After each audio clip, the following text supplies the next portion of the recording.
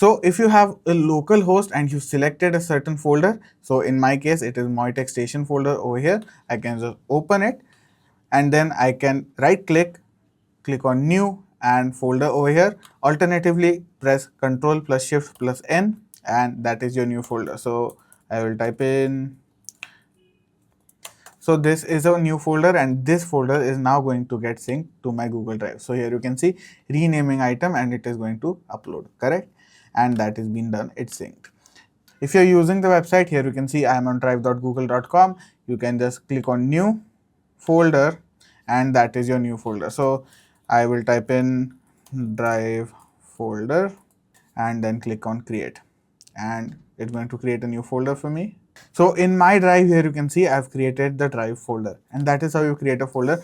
And those were the two ways of creating folders. If you like the video, do drop a like, share and subscribe. By the way, if you want to delete this folder, you can just click delete over here like I have and it's going to move to trash. See you in the next video.